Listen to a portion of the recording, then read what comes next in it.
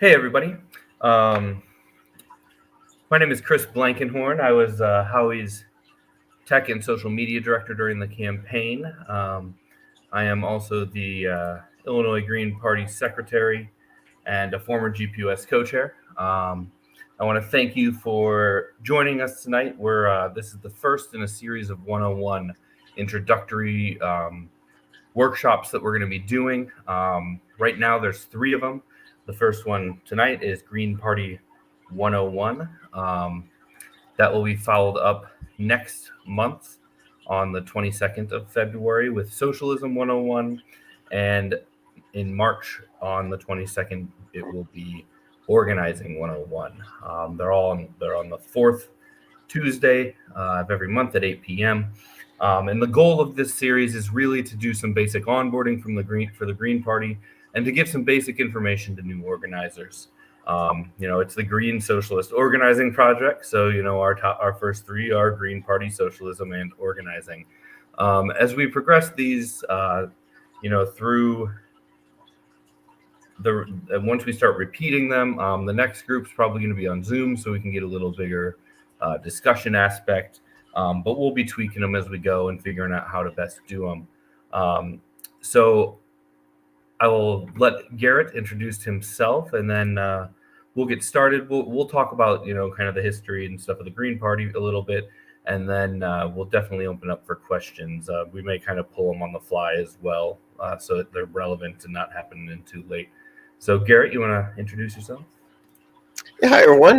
My name is Garret Wassermann, and I'm a current Green Party of the United States national co-chair with the National Steering Committee. I've also been involved with my local and state Green Party in Pennsylvania, where I live, since about 2016. And, I'm glad to be here and talk with everyone about the Green Party and how you can get involved and, learn more about the party's history and how to get involved. So, as Chris mentioned, this is kind of our first run at this. So, I'm looking forward to hearing comments and questions, and we'll evolve the presentation for future live streams, right? And to make sure that we answer all the questions that come up. So, you ready? Should I get started here? Thank you. All right. So, so this is Green Party 101. So this is meant to be basic. So if you've heard of the Green Party, but are not really sure exactly what the Green Party stands for, or what the structure of the party is like, or how you can get involved, this presentation is for you. So you're in the right spot. This is an introduction to green politics and the global green movement. We'll talk more about that, but a lot of people don't realize that the Green Party is not just a party in the United States, but is one of over 100 parties across the planet. It's a global movement, which is really cool, actually. So let's get started here. The first thing is simply that, our society, our culture is facing a lot of different crises right now.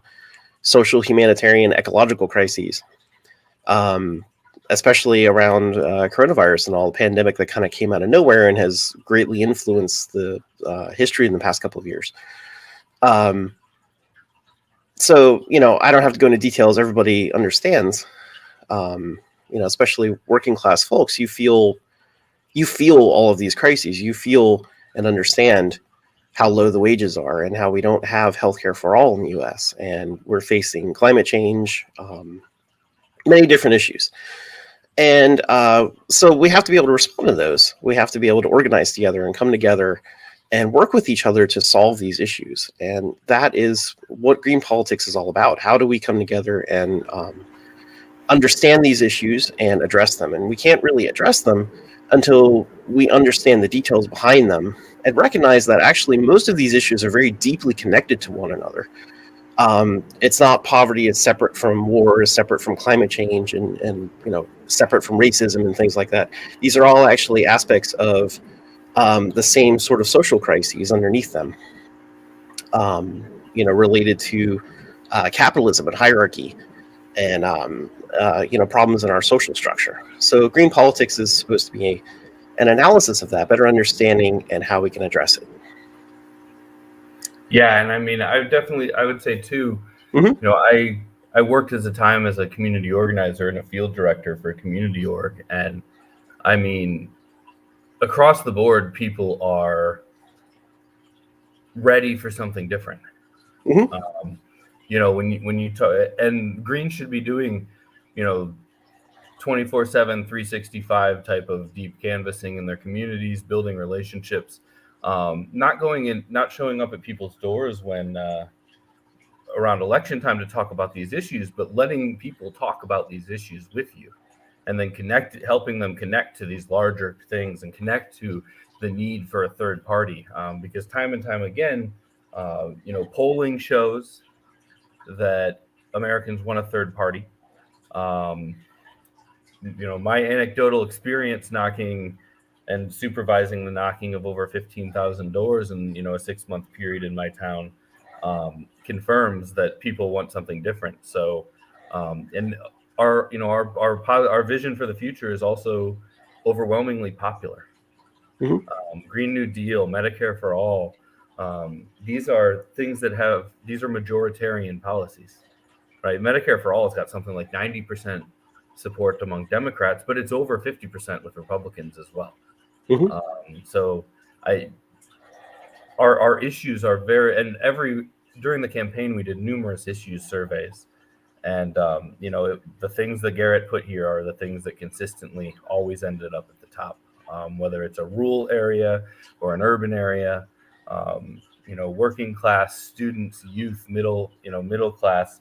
It didn't matter. These issues came up across the board, and they just manifested in different ways. So the need for the Green Party is, as Rosa Clemente said, it's an imperative. Yeah, absolutely. Yeah, it's an imperative to deal with all these issues. So, in order to deal with them, we need to have a positive vision of where we want to go, how we want society to behave to actually deal with these issues. We need concrete proposals for policy that will get us there. And then, of course, a strategy to build mass power, to build working class power, so that we're actually implementing those policies and changing society. So that's kind of our goal here within the Green Party, to be kind of an umbrella for all of these things, to envision the future, to come up with policies and to come up with strategies and support people that are working toward it. So at kind of the basis of Green political thought is our 4 pillars. So these pillars guide the Green Party. They essentially define what green politics is.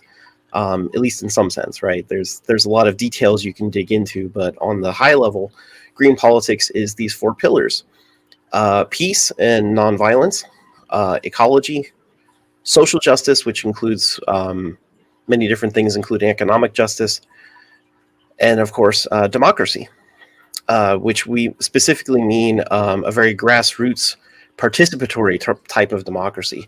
Not the representative style necessarily that we see today, where elected officials are more beholden to money and corporations, and they don't listen to us. You vote once every 4 years, and then they don't care. They run off.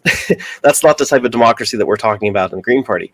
We're talking about making sure that everyone is at the table. Everyone has a say in decision making that affects their lives, and everyone can participate in the process in discussing those issues, discussing potential solutions, and then, of course, implementing them.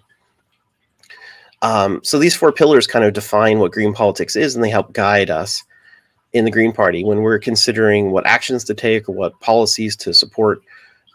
We look at, does that policy fit with these 4 pillars? Does that action fit with these 4 pillars? And then we go from there. The 4 pillars are often expanded into what's known as the 10 key values. So you can also look on the Green Party website for the full 10 key values that, in addition to these 4, include concepts like decentralization, feminism, community-based economics, and things like that. And one way that I like to think about it is that those 10 key values are kind of defining different aspects of what we mean, not only by green politics, but also by what we mean by eco-socialism. We mean that, everyone is involved. We're looking for peace and nonviolence. We're looking for a way to live ecologically with nature, but also to promote, feminism and gender equity, the community-based economics, where, well, not to go too far in details because there's a whole one-on-one presentation on eco-socialism coming, but community-based economics where we're talking to each other and we have community control over the economy instead of big billionaires controlling the economy. So those 10 key values are a way to kind of expand and think about green politics too. But the 4 pillars is simple. Yeah. Any thoughts, Chris? Yeah, and so in 2017, I started running an education program for the Young Eco-Socialists, which are the youth caucus of the National Party. If you're under 35, you should go to yesgp.org and get signed up. I probably wouldn't be here in 2022 presenting on the Green Party had it not been for Yes, and the great community that there is there. I've unfortunately aged out. I'm still a senior advisor, but I'm no longer youth. So there you go. But one of the first workshops that we did was actually a 2-parter, and we went through the 10 key values and talked about how none of capitalism could not abide by any of them. And the same is true for the 4 pillars. And I've done workshops on the need for the Green Party to be an eco-socialist party. And one of the parts of those workshops is always talking about our values, right? Capitalism can't abide by peace, right? It needs new markets. And conflict comes when you're expanding in markets in a finite system like we are. Capitalism is destroying the planet. Do we really even need to go into why capitalism isn't ecological? Capitalism depends on othering and oppression. That is the root of social justice. And especially in America, especially in the United States with our first past the post 2-party system, there's nothing democratic about the U.S. Capitalist electoral system, right? So while the party has kind of evolved into this open claim of eco-socialism, it's been there since day one. Socialists like Howie have literally been there since day one, leading the party. But when you look at our values, they are broad-based language values, right? They're vision statements. So they can be twisted and turned a lot of different ways. But when you look at these values through the filter of capitalism, what you find is that the Green Party has always been a socialist party at its core, because capitalism can abide by absolutely none of the key values. So, for a long time it seemed like a fight, and now from internally in the party, it doesn't feel like a fight anymore. We're an eco-socialist party, and there's really no pushback. And I think the reason was the fight was all propaganda based and conditioning based. And then once we made the declaration and people started actually thinking about it and looking at what we meant when we said eco-socialism, they went, oh, well, if that's what you mean, we've always been eco-socialists, right? It really wasn't a stretch. It wasn't anything forced on a party. It was the proper labeling of ourselves. So, yeah, definitely. So speaking of that, our next few slides here are a quick overview of what the history of the Green Party is, and talking, like Chris said, about how the Green Party has always been kind of an eco-socialist party. So the Green movement can be traced back through history. Really, a lot of the founders of the Green Party came from a lot of the activist movements around the 1960s. The civil rights movement, the feminist movement, the environmental movements, the anti-war peace movements. And these people came together and said, there needs to be a party that represents all of us because Republicans and Democrats don't.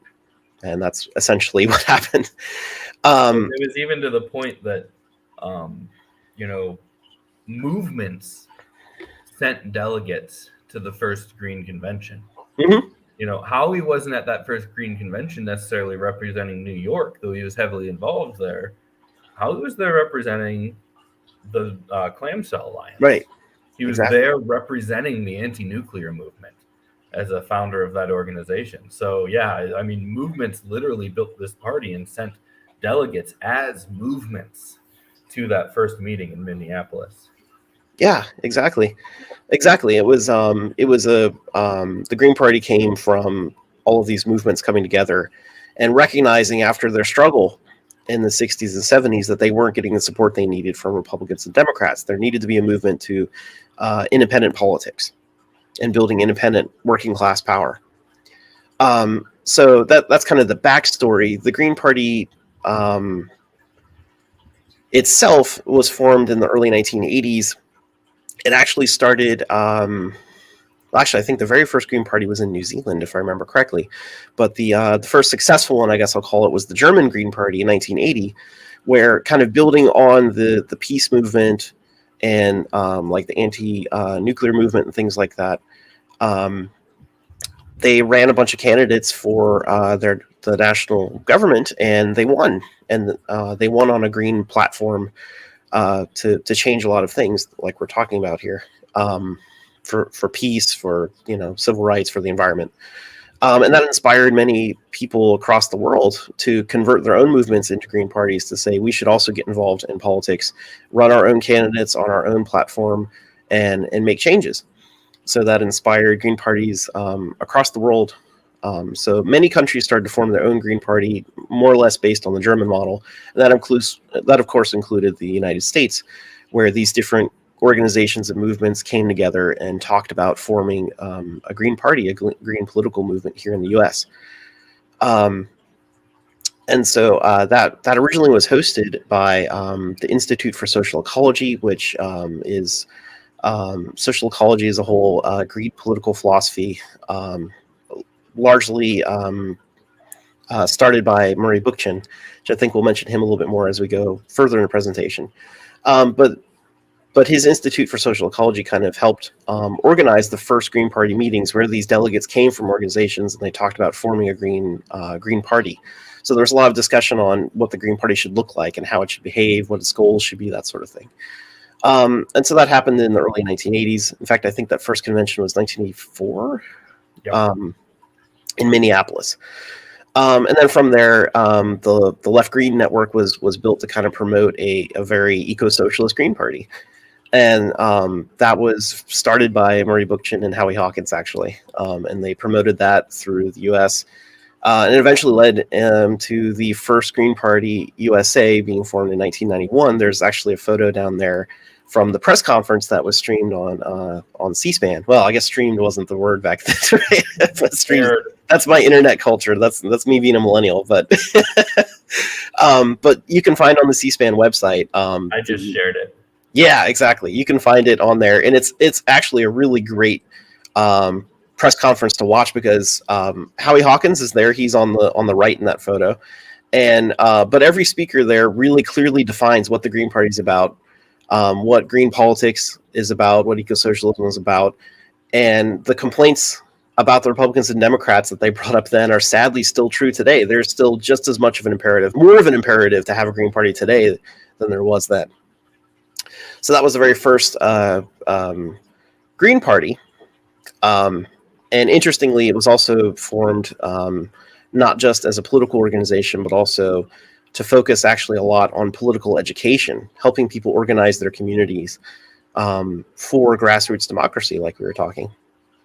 And then also, later in the 1990s, there was more efforts to run more candidates. That started up another association of state Green Parties, is what it was called, that helped Ralph Nader run for president. And Ralph Nader was very successful and gained a lot of attention for the Green Party. And to wrap up a lot of history into a very short statement, those two green political organizations essentially merged into what is now known as the Green Party of the United States in about 2000, 2001, after Ralph Nader's campaign. So that's where we're at. So there's a lot of history behind all this stuff. And part of the reason that I mentioned that is because of these kind of two organizations here, there's always this tension within the Green Party, that there's the Green Party US that was founded as kind of an activist organization primarily that also ran candidates. But then there's also this electoral component. And so that is fused together into today's Green Party of the United States, that is really a bit of both. It's really meant to be an activist organization and an electoral political party, recognizing that these two aspects are important to be done together in order for us to build power for the working class. That just elections alone isn't enough, but also, our activism should be complemented with elections.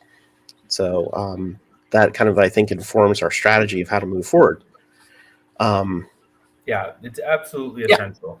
If you're going to build, if you want to have run successfully in local elections, you need to build relationships and build power in your local community, right? Mm-hmm. And if all you ever do is run for something and knock on a door asking for a vote, it's going to be really hard to actually build, a foundation upon which you can win. I see questions on social media all the time asking, who's going to be the first green congressperson, and my response is always, it's not who, it's where. Mm-hmm. Right? A congressional level race, for the most part, is too large for a strictly charismatic name recognition victory. It takes organization, it takes door knocking, it takes relationships, it takes getting endorsements and hustling, right? So when people want to know which they should be focusing on, it's both. We run for elections when it's election time, but we don't stop organizing. Mm-hmm. In between elections, we're applying pressure to our city councils. When we aren't elected, we can still apply pressure as citizens.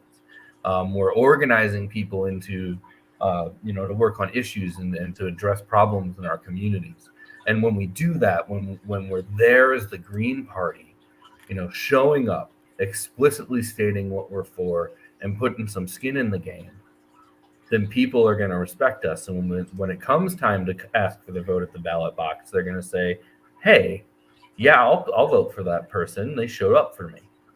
They're a member of the struggle in our community. And when we're talking about Republicans, Democrats, even the Democrats that feign the other way, they're usually not part of the struggle that's going on in the community. So they're usually outside of it. So to build a truly grassroots organization, we have to be both. We can't just be there in election cycles, and we can't just be doing movements, right? Because look at the movements most of the movements in the United States these days end up funneling into a major not-for-profit and then being funneled into the Democratic Party. Mm-hmm. Right? We need to build a counter movement to all of that lets us build power, and then we will be able to elect people.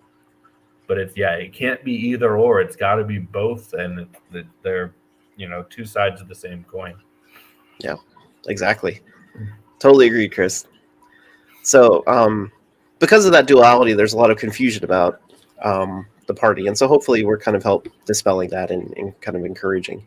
So, but that said, one way that people learn about the Green Party is through our elections, and especially our presidential elections. So most recently we had Howie Hawkins and Angela Walker as the presidential ticket. Before that was Jill Stein with Ajabu Baraka and Sherry Honkala, and and there's a history of candidates here too. And so that presidential politics is good to kind of set a national agenda and really get the green message out there. However, a lot of the work that we do is not necessarily at the national level. Like Chris is saying, we do a lot of community organizing, and that's where we're actually going to build power to really fundamentally change the system. And go ahead. Yeah, it's an unfortunate fact that our political system encourages people to only pay attention during those major cycles. It's really, really important that we run these local things. But at the same time, every presidential cycle we get asked, why do you run? You're not going to win. Why do you run? Well, we have to keep ballot status. It's really important for people to understand the level of repression we face just getting on the ballot. If we don't run, we lose ballot status, and that means tens of thousands of signatures need to be collected. In states like Illinois, to get on as president, we have to collect 25,000 in 90 days. To get on a normal congressional district in a normal year, we're talking 15, 16,000 in 90 days just from one district. Meanwhile, the Republicans and Democrats are collecting about 800. And that's in an Illinois congressional district. So, why do we run? The visibility is huge. It's just when people are paying attention. But there is that practical aspect of, if we want to run for local office, we need to maintain these ballot lines to make it so that we don't face huge obstacles just getting on the ballot. Yeah, absolutely. The ballot access laws are terrible because a lot of people don't realize that there's no national standard here. It's actually, every state has its own set of election laws that are completely different from each other. But most of them require some level of running a presidential candidate or statewide candidate or something in order to be recognized as a political party, to maintain your legal status and to be able to easily, or at least more easily, put people on the ballot. And that's important for in between the presidential elections. We do have local candidates that run and win and do really great things in their community. So here's a really short slide with just a few Greens that have done really notable things in their communities. Or even just between the presidential cycles, because unfortunately media and all likes to pretend that we only come around for presidents and that's it. Jason West, for example, is a former Green mayor in New Paltz, New York, who was actually the first to officiate same-sex marriages before it was legal. That was a Green Party person that helped start that. Gail McLaughlin was a former Green mayor of Richmond, California, who made important policing reforms and actually prevented evictions during the 2008 housing crisis. That shows how important these local offices are at heading off crises. Instead of begging Congress to do something when we know that they're not, Greens can have power in their local governments and take these important actions. And I think, like I mentioned before with the pandemic, this is a very important time to be able to build that local power. Again, I think media wants us to focus on national because that's where we have the least power. So what we need to do is build locally, build those connections, and build our local power through our movements and our candidates. And when people see us, when people see someone like Gail McLaughlin using eminent domain to stop evictions, right? Taking property from banks to stop them from evicting people during a housing crisis. When people see that happen, they learn that there's something possible that they might not have actually thought was possible before. Yeah. Right. When I hear Democrats talk about COVID relief, they have no imagination. Even within historical context, they have no imagination. Like the idea that we should have nationalized production for PPE, it should have been done immediately. And it's what we did in World War II. Right. But it's just completely out of the conversation. So when we do get elected into these local offices and when we do actually govern progressively, people will, it'll turn on a light. And I think, as we do get elected to more of these offices and get chances to really show what we can do through green governance, I think people will support us even more in those bigger tickets, right? Because, a Democrat knocks on your door and tells you they're going to do something. That's just what you say to a voter, right? These are we've all been lied to by politicians of both parties for our entire lives, right?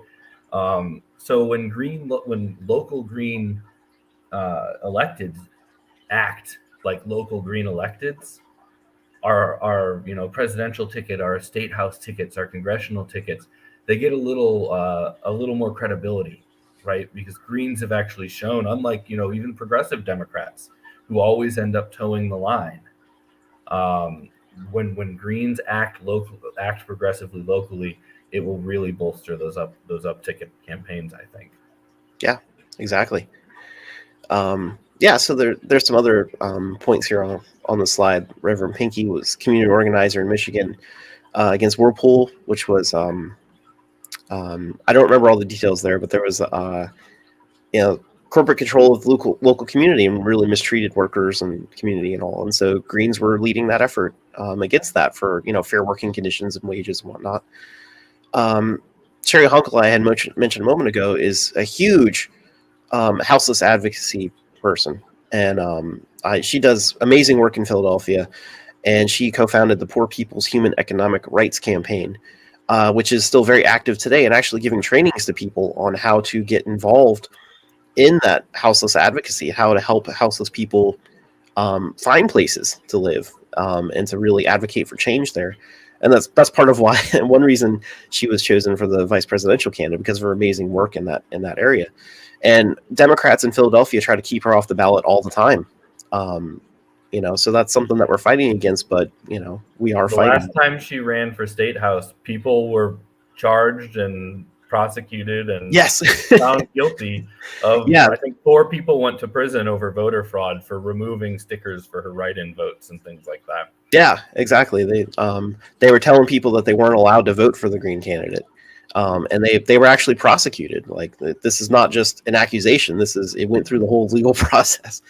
So, but that fight continues. So definitely check out Sherry and her organization and how you can help. And then Jill Stein in 2016, after her presidential run, did a really great thing that she challenged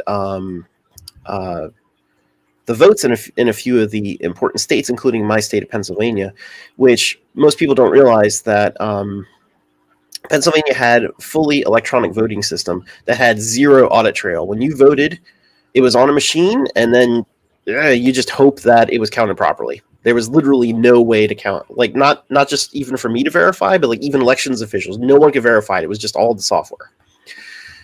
And so there was a lot of questions about that. And Jill Stein's lawsuit eventually led to Pennsylvania adopting auditable paper ballots for the first time in the 2020 election. So now we have, an auditable paper trail that you can trust, and that you can audit and make sure that all the votes are properly counted in the way that they should be. And, Donald Trump and others were suing, saying you can't trust the election results and all. And so who knows, he might have got further if it weren't for the Green candidate pushing for this change, because it wasn't the Democrats. There's a Democratic governor of Pennsylvania. He wasn't pushing this. And in fact, he fought that lawsuit for several years before finally settling with Jill Stein. So, I think it's important to point out all the great work the Greens do between elections in their local communities and even state and national, like I'm saying here. All right. So we went a little bit over history of the Green Party and some accomplishments. How's the Green Party organized? We'll try to go through this pretty quick. I mentioned that the party is guided by our 10 key values, and there's a few key values that are relevant here. We support grassroots democracy. We want to make sure everyone has the ability to participate in making decisions. And we also support decentralization. And so that means pushing decision-making down to local levels as much as possible, as much as makes sense. We want the people who are directly impacted by decisions to be the ones making decisions. We don't want people from outside making decisions for you when they're not going to be affected. That's part of the reason that the system under capitalism doesn't work so much. You have all these absentee landlords and renters and things that they make decisions for you, and they make things that are good for them because they're going to profit, and they don't care if bad things happen in your community because they don't live there. It doesn't affect them. So even the capitalist parties in the U.S. are memberless. Yeah, they're right. The Democrats and Republicans are ran behind closed doors by an elite group of people. They're memberless parties. The voters don't have any real say outside the ballot box. So yeah. Exactly. So we don't want to create a political party like the capitalist parties. We want to create something new, a new type of politics, which means a new type of party, a new type of party structure that's different from all of those. That will hopefully do a much better job at promoting our key values and helping us organize for a better system. So that's kind of the theory behind the structure of the Green Party, to promote democracy and decentralization, and elevating voices that are historically marginalized. So that's our structure. So that created a National Green Party that's actually a federation of state parties. So each state party is fairly autonomous and independent in recognition of different local conditions in each of those places. That what we need here in Pennsylvania, where I live, is different from where Chris is at, different from the West Coast. We live in different climates, different what would you say, environmental climates, as well as political climates. and each state should have a large amount of leeway to customize their strategy on how to win a green future. Not only that, as Garret mentioned earlier with ballot access, we have 50 plus laws regarding how Right. a political party is organized at the state level. Just like ballot access laws are not uniform, what a party actually looks like, whether you can even register, right? You can't register green where I live in Illinois. There's no party registration, and that it's like that in, I don't know, maybe 40% of the states, 50% of the states. So there, it also is kind of, if you want to do it differently like we do, we kind of have to allow for the variation in our legal structure, because the states all control it independently, and it makes it it's intentional. It's intentionally complicated. Yes, right. It's very intentionally complicated, and so by kind of supporting these state parties, each state party can track those complications of electoral laws and all, and report back to the national party about, hey, here's the conditions and here's what we need help with, right? Usually ballot access comes down to a combination of paying some sort of fee to appear on the ballot and collecting signatures from voters that live in that district or in that state on a petition that has to be filed with the state. So usually there's some combination of the two, and how much it's one versus the other depends on the state. So, we have to coordinate that at a state level. But anyway, so there's a lot of reasons to support states as kind of the primary place where you do a lot of your Green Party organizing work.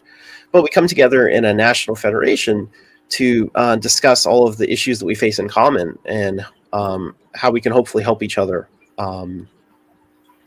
in our acts, supporting candidates and getting on the ballot and supporting actions on the ground and things like that. So the national structure is that it works, I guess, kind of like Congress. There's a national committee, which is kind of like Congress, where every state sends a certain number of delegates that they elect to that national committee, and that national committee makes all of the major decisions for the Green Party. So it's very grassroots. It's people who are active in their local and state parties participate in the national committee. It's not donors. It's not billionaires. It's just people that are active in their state parties. So the national committee is where most of the decisions are made. And so that's what we're saying. On the middle of the slide here, there's kind of an arrow, right? Delegates from state parties go toward the national committee. Also in recognition of just, the history of the United States and how there's oppressed communities throughout U.S. history, we also recognize, in addition to state parties, what's known as identity caucuses that make sure that communities that have been historically marginalized, that their voices are heard, that they can really participate, and that we're listening and making sure that their concerns are being taken into account. So right now there are, was it 5 accredited caucuses? There's a National Black Caucus, a Women's Caucus, a Latin Caucus, the Lavender Caucus, which is LGBTQIA, and the Youth Caucus that we had mentioned earlier, which is also known as the Young Eco-Socialists. So our state parties and our caucuses come together, elect delegates, go to the national committee, and they vote on proposals. And so that determines, any sort of party business, putting out statements, setting a national political platform, helping our candidates run for office, including, running a presidential primary when we need to do that. And all the fundraising and media and candidate training and all that goes along with all that stuff of being a national party. So that's all overseen by the national committee, but a lot of that work is split off into, subcommittees, these standing committees that are assigned kind of one part of that. So there is, for example, a media committee. There is a ballot access committee that helps the states coordinate and work on ballot access. There's a coordinated campaign committee that runs a lot of candidate trainings and stuff like that. So these smaller committees, again, states and caucuses can elect people to participate in those committees, so that we're trying to coordinate all of our efforts nationwide. And then finally, the National Committee elects a small steering committee of 9 members. There's 7 co-chairs. I'm one. Yay. There's 7 co-chairs plus the secretary and treasurer. That is the steering committee. And this is very different. Again, in line with our key values, we're trying to invert the usual process rather than a top-down sort of structure that we see where the steering committee tells everyone what to do. It's instead a bottom-up democratic process where the steering committee is more administrative instead of telling people what to do. So it more or less oversees tasks and like oversees staff and things like that. The day-to-day decisions, but the major decisions are made by the National Committee.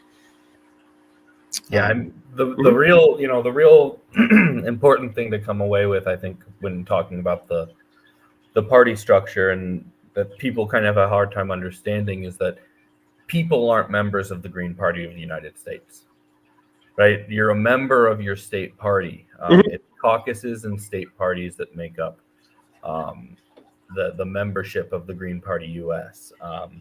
And I will also say, because I'm one of them, and I believe Garret is too, there is a pretty strong movement within the party to change that.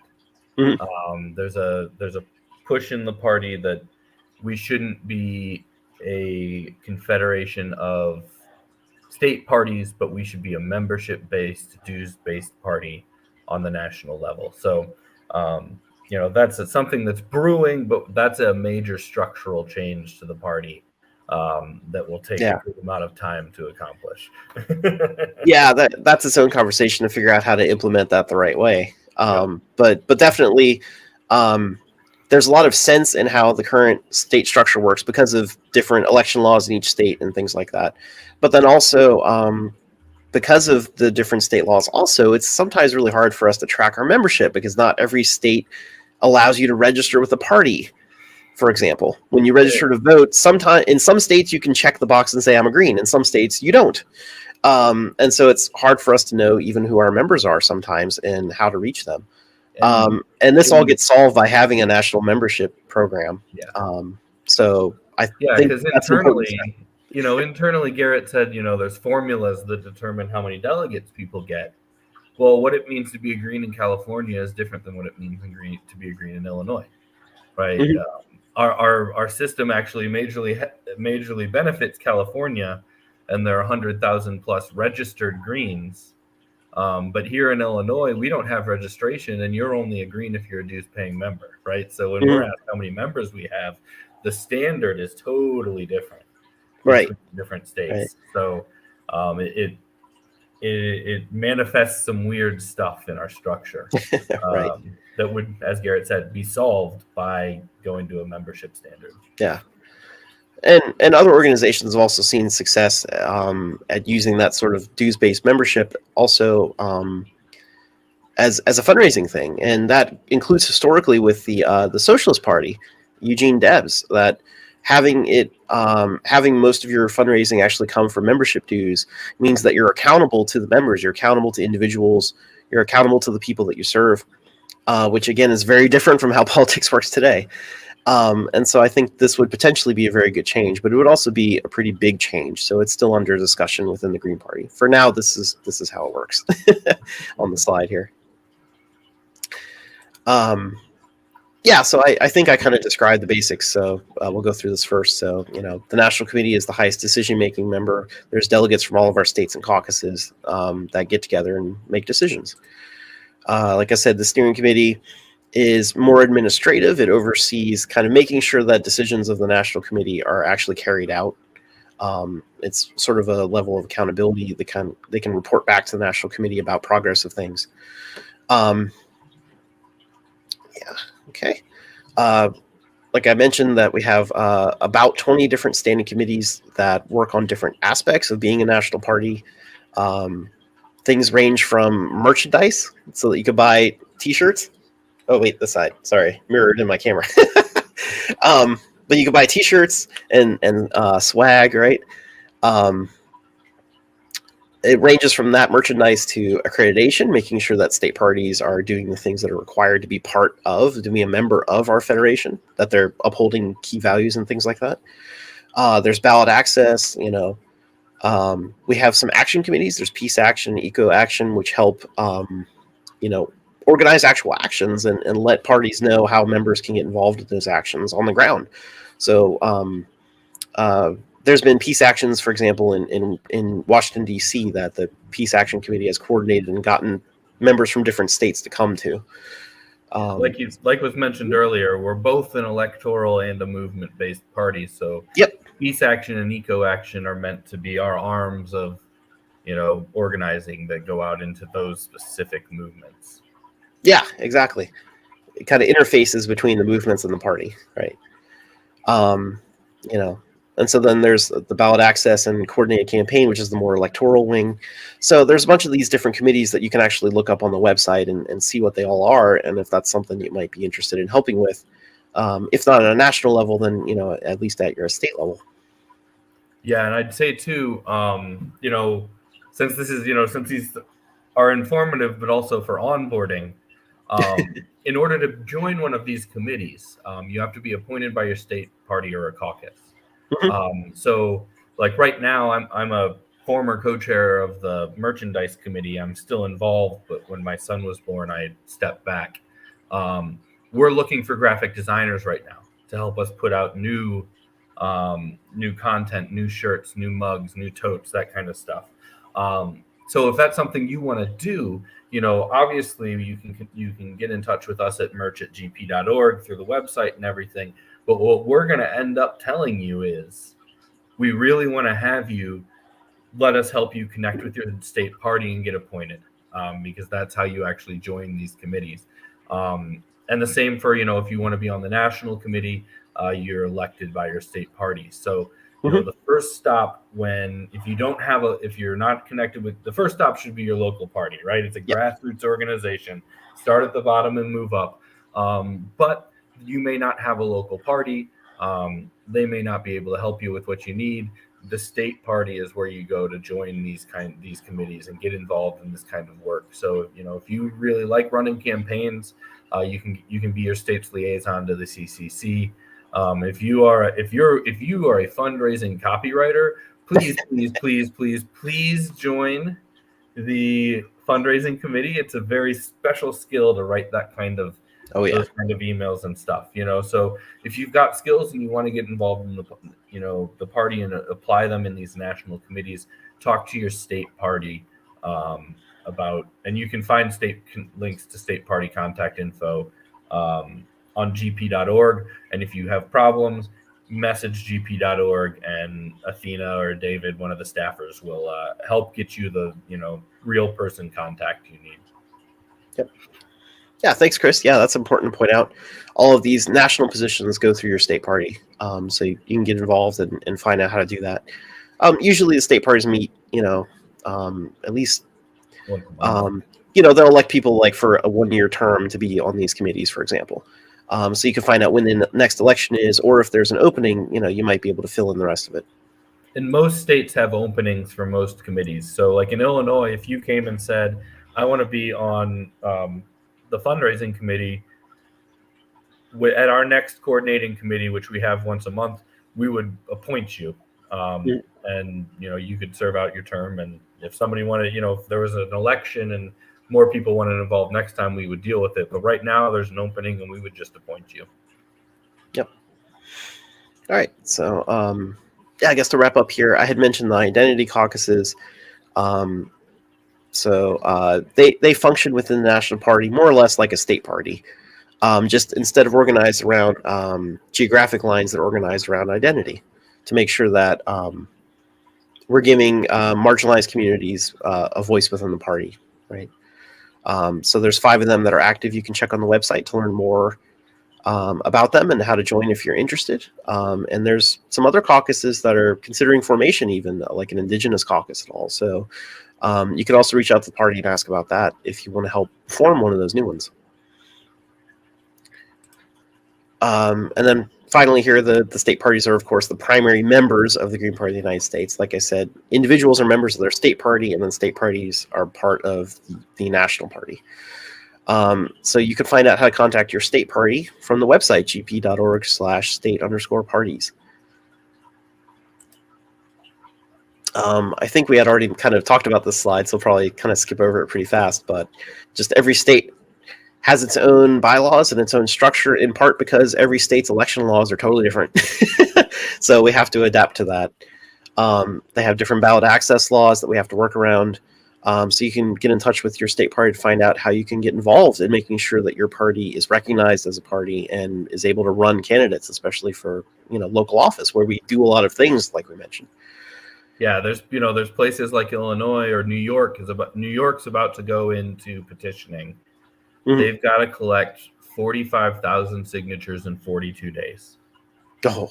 So you've got to double it to survive challenges. So they've got to collect 2,000 signatures a day during a pandemic, and that is a new right. law that was passed during the last election cycle by the Democrats. So places like Illinois, New York, Arizona has really egregious ones. We're on in Texas, but if you ever fall off, they're very egregious.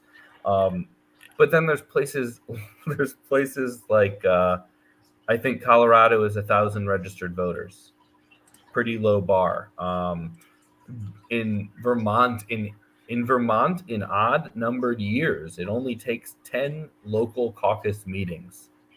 Right. So if you're in Vermont, get in contact with us, because we just need you and 3 friends to meet in a public place. And if 10 places do it, we get on the ballot.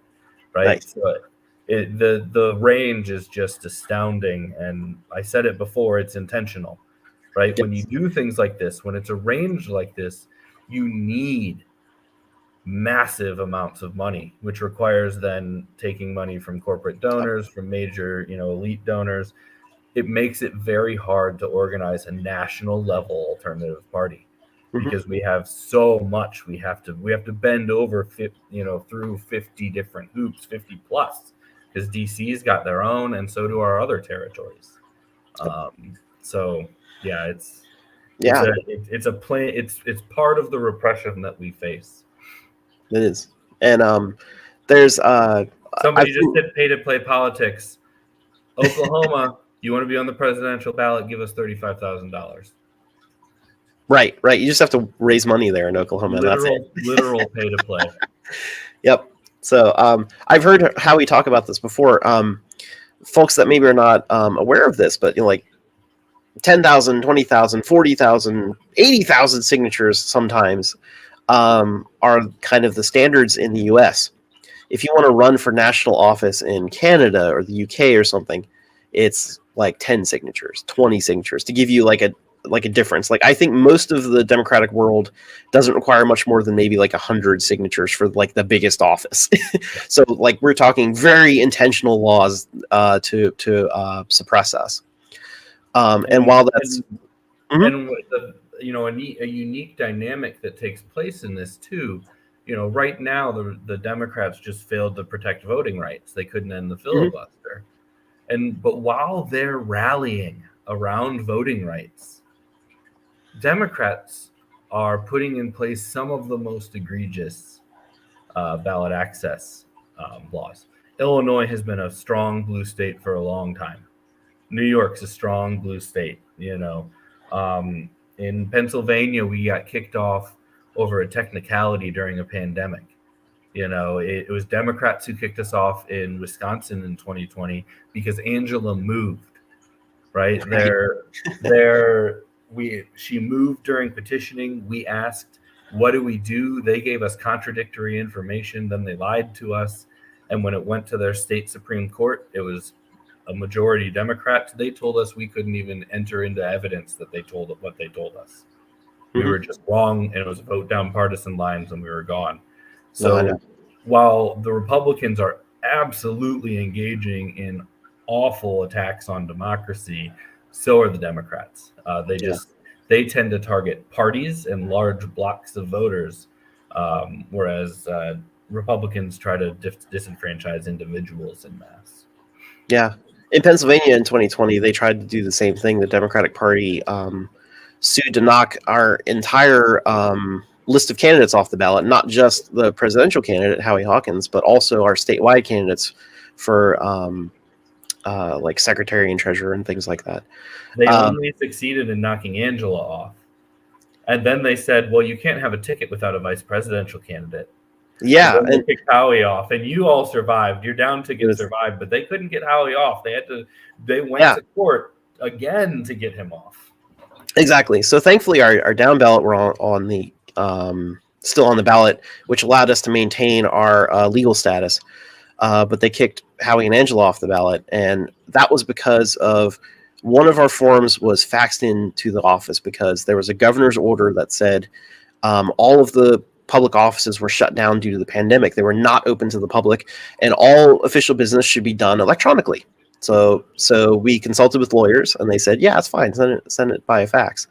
So they did, and then later on they said, "No. The law actually says it has to be ink on paper, handed in person, and you didn't do that." And they interpreted the governor's order to say that didn't apply to election laws. And that was a Democrat majority on the Supreme Court. In Pennsylvania, we elect our judges, and so like they literally ran as Democrat judges. So in any case, just to kind of show you, but we're up against these things, but we also know how to organize against them. We know how to do it better next time. And even though there are these challenges, the flip side to it, the positive side to it, is that despite all this suppression, if we can overcome it, that's actually like we need to do that anyway in order to build a movement that's going to build power. So I think try not to let it put us down too much. Definitely speak out about how it's unfair and it's undemocratic, but also, let's organize to win. All right, so let me wrap up next slides here. We were talking about the state parties and the national parties. And the last thing to kind of mention here is that the National Green Party of the United States is a member of the Global Greens. There are over 100 Green parties across the world that are part of this Global Green network. And so I think it's really cool that a lot of people don't realize that there are Green parties throughout the world, not just in the U.S. I mentioned in the earlier history part that the Green Party movement kind of started in like Germany and places in Europe and kind of spread around the world. And they're still doing very well in Europe. There's actually many Greens elected to national parliaments and the European Parliament in Europe. There's a couple of Green prime ministers from countries now, I think. Iceland, New Zealand. Yeah, exactly. So, and a lot of countries are seeing their Green parties pick up in votes and number of people elected. So there's a lot of reason to be positive about the overall movement. There's kind of some significant difference between some of the parties within the Global Greens, though. The U.S. Green Party, we tend to promote eco-socialism more openly, and that's kind of a point of differentiation sometimes with parties about exactly how you implement policy. But for the most part, we agree on a lot of the same values and goals. So were you going to say something, Chris? I'm sorry. Yeah. There's the more traditional, liberal Greens that are generally historically represented by Germany and the UK. And Germany especially, they're kind of the impetus of the founding of the movement, and it's kind of solidified them in Europe, at least, as the leader. So they still throw a lot of weight around in Europe, and they're one of the more conservative Green parties. That said, there's a big push from the Nordic bloc. Iceland, where there's a Green prime minister, the Netherlands, Denmark, and they are an explicitly radical eco-socialist parties. In Denmark, they're part of the Red-Green Alliance, which is the furthest left bloc in their parliament. And then in 2018, I happened to be in Amsterdam. I was on my honeymoon, and we detoured to Amsterdam to see a Nine Inch Nails show. And when we did that, I told my wife, okay, we can do that, but I get to take a political meeting. And so Amsterdam is ran by the Greens. They're the largest party on the city, at least in 2018. I haven't looked that up lately, but they were the largest party on the city council. The mayor was a Green.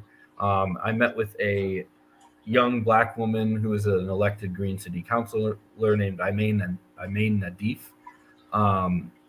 And, when you look at their literature, they talk about socialism. They talk about being a radical anti-racist party. Um, they were no car traffic in the canal zone by 2024. I believe that's still on track. So they're ending vehicle traffic in parts of the city of Amsterdam. They're building 100,000 new social housing units, which are their public housing units, and their public housing is mixed income, right? You have people making six figures living in the same building as people who are getting assistance from the government to pay for it. They're building 100,000 units of that, hundreds of thousands of solar panels going in.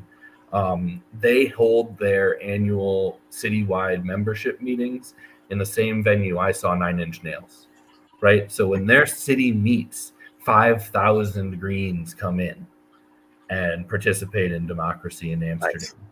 Nice. So it was very cool to meet, to actually speak firsthand to someone like that. And something we haven't said here, and it's kind of the elephant that never gets talked about with the Green Party US. IMain could be anywhere on public transit in the entire country within a few hours.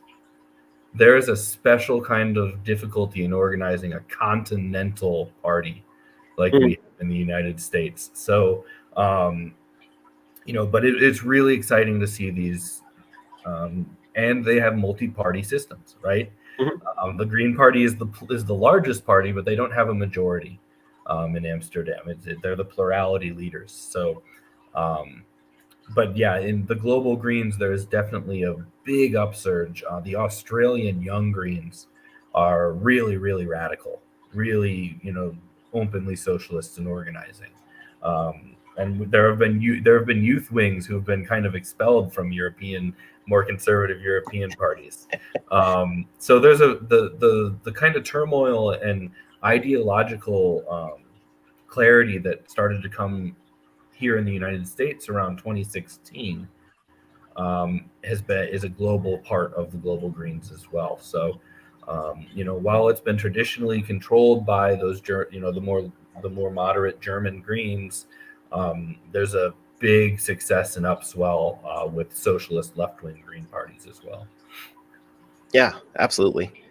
So I feel like my big takeaway here is that we have some extra organizing challenges in the United States, but we're working on them and we're growing the Green Party.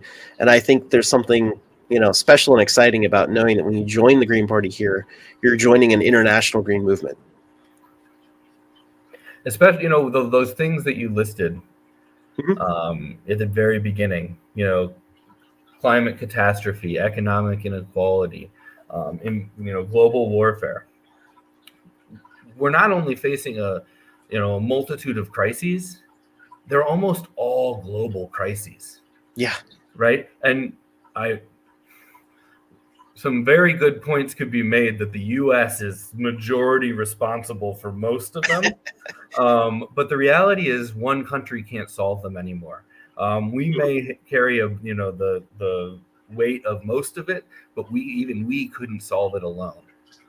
So it's really, having this international aspect. If we're really actually going to get together and tackle climate change, it's going to take a global movement, and it'll help us a lot to have allies out there already to work with us. Exactly. It has to be an international movement for change. And so the global Greens are split up among 4 areas: the Americas, Europe, Africa, and Asia Pacific. And actually, the National Green Party just elected some delegates to go to the Green Party of the Americas Federation Convention and meet with other Green parties in North and Central and South America. So, we'll be talking more with them and their left Green parties and all about how we can work internationally. So it's very exciting. All right, so we've talked a little bit about the history of the party, and we've talked a little bit about the structure of the Green Party and how the U.S. fits in globally, as well as states fit in with the U.S. and all. The last kind of thing to talk about is kind of a little bit about our platform. You could go for hours and all into it, so I'm not going to do that. But just to give you a highlight, if you're not entirely sure what the Green Party stands for, we can talk about what is the Green Vision and what are some policies that we support now toward our long-term vision. I think one of the biggest things to point out is the Green New Deal was actually born here. It was created by the Green Party. It actually comes from the global greens, going back to, I think, around 2006 or 7 or so, when the global greens started talking about we need, a mass international movement to deal with climate change, and we have to talk about how to restructure our international economy around renewable energy and green industry and such. And that eventually led to the Green New Deal group in the UK that kind of put together the first real plan on what a Green New Deal looks like. And then that came to the US, and Howie Hawkins was the first one to run on a Green New Deal in the US when he ran for governor of New York in 2010. And then it was adopted by Jill Stein in her presidential campaign in 2012 and became National Green Party platform since 2012. And in 2010, how sorry, Howie was running on it, but there were something like 100 Greens nationally running on a unified Green New Deal platform, including the most successful gubernatorial run we've ever had, and that was in Illinois, where we got about 11%. And where I lived in Southern Illinois at the time, we got 22% because the candidate was down there. So it's been a popular program since the very beginning, and it's something like 62% support today. So yeah, absolutely. And so the Green New Deal, in kind of its original formation, around 2010, 2012, dealt with kind of four main areas: economic human rights, an economic bill of rights, making sure that we're taking care of workers, a green transition to make sure that we're moving toward renewable energy, financial reform, to make sure that we're not bailing out big banks, billionaires, but we're actually, abolishing student debt and things like that are useful for, average working Americans. And then, of course, elections reform to make our system much more democratic so that people have a say in how the Green New Deal gets implemented. And so that was kind of the original Green New Deal plan. And I think what was exciting about 2020 is that how he put together an eco-socialist Green New Deal budget that goes along with it, that really goes into a lot of detail about what does this look like in practice. How do we put this together, and what does that budget look like? So there's a lot that can be taken here into policy. This was written specifically for nationwide, of course, but I think there's a lot of good policy references in there that can also be taken at state and local levels to even begin that transition right now, and to begin securing economic rights right now at the local level. Like we were talking about earlier, green mayors at local levels can do things like fight homelessness and poverty. And so we can start implementing some of this now, while keeping in mind this kind of big national picture. And this is all very different from the neoliberal spin of the Green New Deal that the Democrats have tried to do in the past couple of years. We have an eco-socialist Green New Deal. It's very, very different. You have any thoughts, Chris? Yeah, and the Green New Deal is necessarily a federal program, right? And that was something that Howie talked about during the campaign, and he talked about it quite a bit in relation to the idea of defunding the police. Because if you look at city budgets and what is needed in terms of social services, complete defunding of the police, abolition of the police doesn't even provide enough money, right? These have to be federal level programs. But if you read the Green New Deal budget, and if you get into Howie's proposal, which is massive, like we're talking $4.2 trillion a year, right? The Democrats in their Build Back Better can't even get $2 trillion over 10. Right. And they didn't even start. Biden started at 3.5 trillion over 10. The best the Democrats have, which is the Thrive agenda from the progressives, is only 10 million. It's only 10 trillion over 10 years. So even the best they put up is $1 trillion a year. Howie's budget is 4.2 trillion, but it would get us to 100% clean energy by 2030 across all sectors.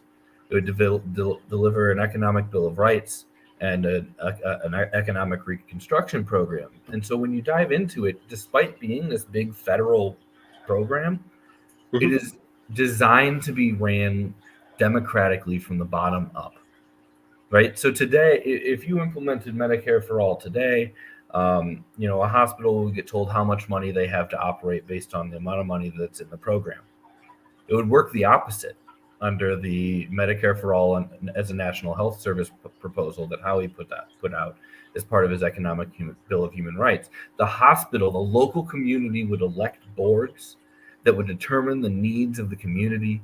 They would then send that upward, and funding would be found for it, right? And so, despite it being, this really large federal investment, it's managed on the local level, which is so important because all of these crises manifest themselves different at the local level, right? We're all dealing with housing issues, but how does it manifest in Pittsburgh versus Springfield, Illinois, where I'm at, right? We're all dealing with environmental issues, but how it manifests differently in different places. We're all dealing with, job issues, and I'm sure it's way different in a former industrial town like Pittsburgh versus small state capital like where I live in Springfield, right? We've lost manufacturing too, but I don't think it's anywhere comparable to what somewhere like Pittsburgh or Detroit has. So despite it being this, and it has to be this major federal system, right? We need, as Greens, we need to be pushing our city councils. We need to be pushing our county boards. We need to be pushing our state house and our state senate to pass resolutions calling on the federal government to enact a Green New Deal, right? Because the states, the locals, we can't solve it ourselves. We don't have the tax base. We don't have the revenue raising ability. Even with things like MMT, where we can say we can just print money, we don't have, the states don't have the ability to do it. The local communities don't have the ability to do it.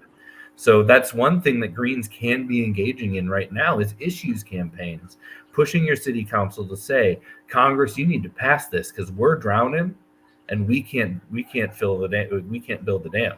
We need your help. Exactly. Thanks, Chris. Yeah. Just like a lot of these issues are international, we have to all come together nationally as well to solve these issues because they are bigger than any of our local communities. We have to work together. We have to cooperate and to be able to solve these issues. And this is exactly what separates the eco-socialist Green New Deal, the original Green New Deal from the Green Party, from what the Democrats have tried to do. What we're talking about is the grassroots democracy, decentralized sort of approach that communities have their own say in how the money gets spent and what it gets spent on, because everyone has these unique conditions and challenges that they need to work on, even though we're all facing the overall similar problems. So, we can customize it kind of uniquely and put communities in control democratically instead of the Democrats' plan, which is to just kind of hand money over to billionaires and kind of hope it works out. That's when they say market-based solutions. That's what they mean. That hope that billionaires have enough money that they kind of feel like doing something that works, maybe. Paying them to green a little bit. And like even at best, even if it kind of has a positive impact, the billionaires are still in control of what is built. What we want is community control of what is built. We want to create democracy moving forward. So there's a lot to the Green New Deal. I encourage you to read more on the Howie Hawkins website about that. And of course, the Green Socialist Notes podcast and all the stuff that goes along with that, where they talk more about it. The Green New Deal is a big chunk of the Green platform, but of course there's a lot more things. Again, lots to get into, so this is just a few bullet points that maybe you don't know is in the Green Party platform, part of our message. We support the single-payer healthcare, which is usually known as Medicare for All. We support a universal basic income and a federal jobs guarantee. That's all part of the Green New Deal too. That would help set, a living wage, really even a thriving wage baseline, making sure that all the workers are taken care of with a just transition, that as we're moving away from fossil fuels and all, those workers can be moved into, green industry and things like that, so that they're taken care of. We support reparations for Black and Indigenous, genocide, slavery, and then even the effects of Jim Crow laws that go into today. There's a lot of systemic racism in the criminal court system, for example. And so all of this has to be addressed through some sort of reparations process that's kind of community-led. There's the ending the war on drugs, which includes decriminalizing and legalizing cannabis. That's a big thing that gets talked about, and it's becoming more of an issue today as more and more states legalize it, but it's still not legal at the federal level. It causes a lot of complications for things, and that should be taken care of. And of course, that means also releasing people from prison. We have this weird situation right now where it's legal at the state level, and if you have the money to buy the medical license or whatever, you can use it, but people are still serving these, lifelong prison sentences for being previously convicted of it, and that's just completely unjust.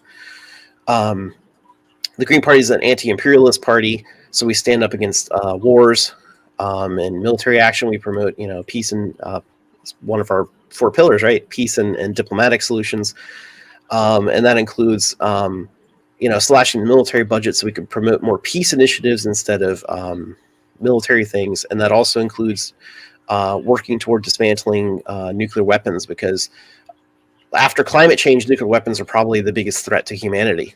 That at any point, someone in the U.S. or Russia or wherever can just start throwing nuclear weapons and cause all kinds of problems. And we have to be able to diplomatically de-escalate that and work to fix it.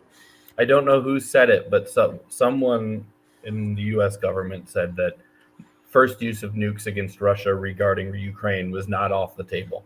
Yes, yeah, that's a current event thing, right? Yeah, that was today or yesterday. And the Bulletin of Atomic Scientists has us closer than ever to doomsday. And the other thing with imperialism, Michael Shin just said what I was going to say, right? These are all intersectional problems. Yes. The U.S. military is the single largest polluter in the world, right? There are industries that pollute more than they do, that add more emissions. But if we're talking one body, the largest emitter in the world is the U.S. military. So one of the biggest blows that we can make, to the climate crisis and kind of redirecting things is to majorly cut back our military. One thing I learned during the campaign, I started doing some research. There are 3 times as many nuclear reactors on Navy ships as there are in commercial production in the United States. There's 180 nuclear reactors on naval ships. All of it's got to be decommissioned, right? Right. That's a disaster waiting to happen. The last time we were in a real large-scale naval war, we lost ships like that. What happens when a nuclear carrier goes down in the Pacific Ocean? We don't know. So these are all very intersectional issues that really cut across. We're anti-imperialist for a lot of reasons. Yes. Yeah. It all relates back to the key values. All of these things are intersectional, and we kind of have to take all these positions, right? It's a matter of consistency, that if you start to address one issue, you have to also look at these other issues, because they're all so deeply connected to each other. So anti-imperialist party. And the last, I think, major bullet point, and again, there's a lot more in the platform, so check it out. But we, of course, want democracy reforms and election reforms. We want to support more grassroots democracy. Municipalities, you should be able to meet in assembly, kind of like Chris was talking about in Amsterdam. You should be able to meet in assembly with your neighbors and make a lot more decisions on your own at the local level. And then when we do have these elections for delegates at state and national level and things like that, they've got to be fair to everyone. They've got to not only protect the right to vote, but the right to run for office, to give people a choice on the ballot.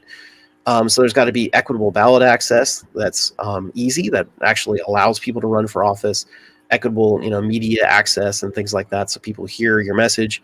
And then, of course, things like ranked choice voting with proportional representation, make sure that those elected bodies actually look like and represent the people that they're supposed to represent, and that people can express their preferences the way they actually feel, instead of being afraid because of spoiler effects or lesser evil and things like that. They should be able to vote for what they want and not what they're afraid of. Plus, one thing that's not mentioned here is campaign finance reforms. Yeah, I'm kind of surprised it's not there. That was an oversight. I just saw some stats. I think it was from Americans for Tax Progress. But 9% of the donations in 2020 to presidential campaigns came from 661 billionaires. Mm. The amount that they donated was outrageous, wow. Almost 10% of donations came from 661 people in a country of 300 million. So that's a huge part of it. I will say one thing that happens in Illinois, we have this very rare moment of democracy, and they're called township meetings, and they happen once every 2 years. You collect 15 signatures to get a question on the ballot. If your question is one of the top 3, that means it's going to be on the general election ballot. It's a non-binding referendum. In Illinois, we don't really have binding referendums. But it's this moment where, and Greens across Illinois are organizing to get questions about the Green New Deal, questions about, emissions, questions about Medicare for all on these ballots, because it's this rare moment when people can actually put it on the ballot and get a vote, and we can see and we can organize around our issues. We need more of those. Like, it shouldn't be this rare thing that's only for a non-binding referendum, right? It should be for real decisions in all of our communities. Yeah, definitely. So more public campaign finance, and then more of participatory democracy in these assembly meetings and being able to put things on the ballot via initiative and referendum. Those things do exist in many states, although not all of them. The rules for them vary. In Pennsylvania, we can do initiatives and referendum at the state and county level, but not at at the local, municipal and county level, but not at the state level. Some states do have that option. Of course, it's more complicated. But those are ways to get involved in politics without necessarily running for office yourself. So there's many tools that we can use to build the Green movement. All right. So that's just kind of some highlights of what the Green Party platform looks like. There's, of course, a lot more details, and feel free to check the Green Party website about that. But hopefully it's like 75 pages long. Yeah, hopefully this gives you some sense of some things that the Green Party supports that especially kind of set us apart from any other party. Look at this slide. You don't see Republicans, especially not Republicans, but even Democrats. Like, you don't see any of them talking about any of this kind of stuff. I'll say, as the social media director during the campaign, a lot of these were trigger issues, even for progressives. When we started talking about reparations, all of a sudden, we'd get pushback from sections of, ex-Dem progressives. When we started talking about open borders, all of a sudden we'd start getting pushback. When we started talking about BDS in Palestine, right? When we started talking about liberatory issues, we got pushback even from within the progressive base. So it's these issues are, some of them are very majoritarian, but some of them are way outside the bounds of what mainstream parties are talking about. Chomsky talked about there's a lot of discourse within the allowable scope. And these are very much outside the allowable scope of political open borders are, unless you're a Republican yelling it at a Democrat because you don't understand that they built the wall too. That's the only time you ever that it's allowed to talk about open borders. But that's something that, reparations, ending the war on drugs, these are things that the Greens have been there on for BDS for a long time, on these liberatory issues. And then they're a place where we really, stand out from the other offerings. Even the other major third party in the libertarians isn't there on most of these issues. And when they are there on these issues, it's not for the right reasons. Right. Like when they're with us on open borders, it's not for the same reason. They want an exploitable worker pool. We want to let workers move like capital moves. So they're antithetical reasons how we end up there. Yeah. All right. So we covered our platform. So wrapping up here basically is how do you get involved? How do we organize and win the Green Vision? There's a lot of discussion on exactly what the best strategy looks like for the Green Party. And I think part of the answer is that there doesn't have to be one answer. There's a multi-pronged approach is what we need to be involved in activism, to be involved in elections, to do ballot referendums like we were talking about. There's many different avenues that we can follow here to try to implement our policy and to change the system as it works today. So some resources, for example, is that Howie Hawkins wrote The Case for an Independent Left Party from the Bottom Up. It's a very short book. It's a short ebook, but it has some short essays in it about why an independent political party like the Green Party is necessary to help organize all of these tactics that we can use to implement our policy. So I would definitely recommend that you check that out to learn a little bit more about how the Green Party fits in. But like we said, we can use a combination of things such as, organizing around local issues, supporting workers and local unions, creating mutual aid organizations, supporting elections at all levels of office, but especially local office, where Greens very often do run and win and do good stuff like we were talking about earlier. And to utilize our national campaigns to help, to get the ballot access for our local elections and to get our message out around, all of the barriers that we have with media and things like that. It's tough, but if we organize together, we can do it. Yeah, and I just want to double down on what Garret said about, a multitude of tactics.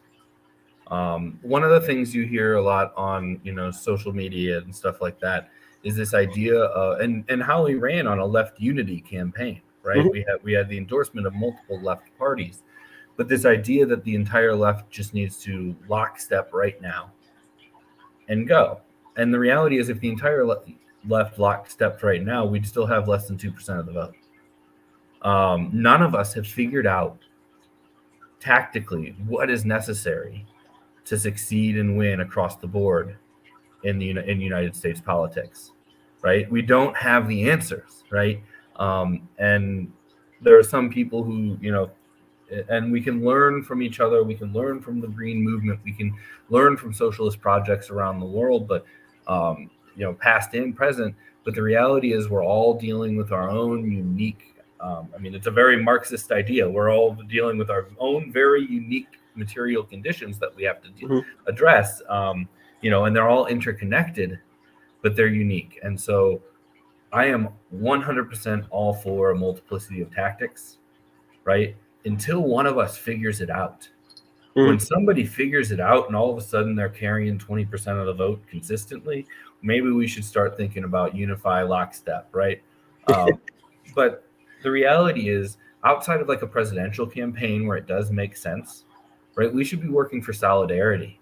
We should be supporting other leftist organizations. We should be supporting, the ideas that our members come to with us, right? We should be letting people engage in things that they're passionate about and things that allow them to utilize their skills to make change, right? So I'm a very, very big advocate, especially right at our current state right now, that we try a little bit of everything, right? We're a movement and an electoral party. We're already a little bit of everything, but we should really be diversifying our tactics, testing things out, seeing what works here, what works there, and sharing with each other. It's one of the to say something critical about the party. It's one of the things that we've failed at in decentralization. Decentralization should require very high levels of communication and coordination, so that you can operate independently, but you can share and support. And the party often fails in that measure, in that area. Decentralization it often manifests in the Green Party as a lack of communication, as a lack of coordination, where what it really requires is a very high. Decentralization is a harder way to do the work than centralization. It requires a lot more control, a lot more, sustainable systems. So it's something we got to do. Yeah, there's a lot of work to be done. But there's also a lot of room for experiment and supporting each other in solidarity. So, and I think the Green Party, while we do have a lot to learn about things like communication, I think it could also be and is a very good vehicle for us to come together and do that communication and talk about our successes and our failures locally and how we can learn from one another and support one another, so that we can find the thing that works, like Chris was talking about, so that we can build a mass movement, a mass working party, just like that text is talking about. So there's a lot of options to be involved in the Green Party. So, if you lean toward elections, that's okay. If you lean toward activism, that's okay. If you lean toward helping unions, that's okay. If you want to do mutual aid, that's okay. I hope that, whatever you're doing, you also help join us in the Green Party and communicate with us and let us know how we can help each other and support each other. Kind of our last slide here is, of course, you're watching this presentation through the Green Socialist Organizing Project. So in addition to joining the Green Party itself, you might actually also want to join the Green Socialist Organizing Project, which is going to do much more 101 presentations like this and to put out resources for people who want to start new local parties where there isn't one, to start new, local unions or mutual aid or anything like that, where one doesn't exist, to organize in rural communities that have been long forgotten by Democrats and progressives and things like that they need someone there to build a green eco-socialist movement. It's not that the people there aren't receptive to it, it's just that no one ever reaches out to them. And so the Green Socialist Organizing Project, I think, is helping put together all these trainings and discussions and 101s and all to help build this movement. And so I think, in addition to joining the party itself, you might want to become a member here. Yep. Yeah, you can sign up at greensocialist.net. We are a membership organization, right? So we had a meeting on Sunday. We'll have another meeting on the fourth Sunday next month. We've got the working groups that Garret has listed there. I run the education working group where I work with Garret. And we've got a lot of fun stuff coming up. We've got, campaign training stuff because it's about to be campaign season. We talked about Sherry Hankala and her work in housing. We're going to try to do something with Sherry where she's going to, train you how to do housing takeovers in your community. Find that abandoned house, how to get somebody moved into it, and how to keep them there. Because that they are successfully doing it in Philly. She's got firsthand experience, so we're going to try to use that, help her get that knowledge out to Greens on the ground so they can do it locally. We've got Howie's podcast every Saturday, where, he talks about these things, gets into details, hits on current events and stuff like that. So we've got all kinds of things. You can sign up to get involved. We'd love to have you. These 101s, like we've said, are kind of planned as an onboarding, give you some basic information and hopefully stoke your interest and you sign up. And, we're really looking for someone to run a reading group. Neither Garret or I have the time. Yes. No one in the education committee can commit to running a monthly group. We just don't have the bandwidth. So, hey, if that sounds good to you, shoot us, sign up and we'll get moving. So there's lots of things you can do. And, always, I always tell people, get organizing with your local. If you don't have a local, start with some friends that have common visions. Don't get bogged down in writing bylaws and electing people to leadership positions. Start working on something you're passionate about. Mm-hmm. Start connecting with community members, and you will get you will know when the time comes to go through that formal process, right? But start doing the work, and build, that's how we build this. That's how we build a Green Party that can elect people to local office, thousands to local office, which is what's required if we're then going to elect people into higher national level office and bring about change. So, yep, absolutely. So there's a lot of opportunities to get involved in your local party or to help build something, and looking forward to seeing you there in the Green Movement. Yeah, so that's all I have. It went a little bit longer, I think, than I planned. So I don't know if we have time for questions or not, if there's any. But yeah, if anybody has any questions, we can grab them. I starred one from the beginning. Scout Trooper 164 wanted to know, where can we hit hard for people to vote for the Green Party? Everywhere, right? So historically, there's actually something interesting in my observation of the Green Party, and we have a hard time in urban centers. I think a big part of it is there's a lot of other organizations to get involved in, right? I think of somewhere like Chicago, and historically, our Green Party would be to the right of their DSA, right? So how do we fit? How do we organize if we're to the right of DSA in a city like that? Now, Chicago's local is moving left. They're getting younger people involved. They're evolving. But I've talked to people in places like Seattle where Socialist Alternative is really strong, and the Green Party kind of has the same problem there, getting footing, right? But we should be looking everywhere. I was part of the workshop, or I jumped into the workshop on local organizing, or on rural organizing, because I grew up in a county of 5,000, and so the people there are facing the working class struggles, affordable housing, access to health care, good paying jobs, the environment. All of those things are impacting rural communities too. And something I said on that rural organizing workshop is that someone asked, how do they talk to racist conservatives? And I posited that the only people that offered those conservatives any ideas were racist Republicans. The Democrats aren't there. The left isn't there. They're out of a job. They don't have affordable health care, right? They don't have affordable housing. They're facing all of the problems that people face in urban centers with the working class. But the only people talking to them are racist Republicans who get them stirred up on social issues that really don't impact their lives, right? So are these people really racist Republicans, or are they going to the only people who are offering them a solution? Growing up there now, I grew up in these communities. A lot of them are just racist Republicans. That's just going to be the reality. But a lot of them are, like I said, 54, I think 52 or 54% of Republicans support Medicare for all, right? That's a pretty progressive policy. Well, actually, it's not if you consider things globally.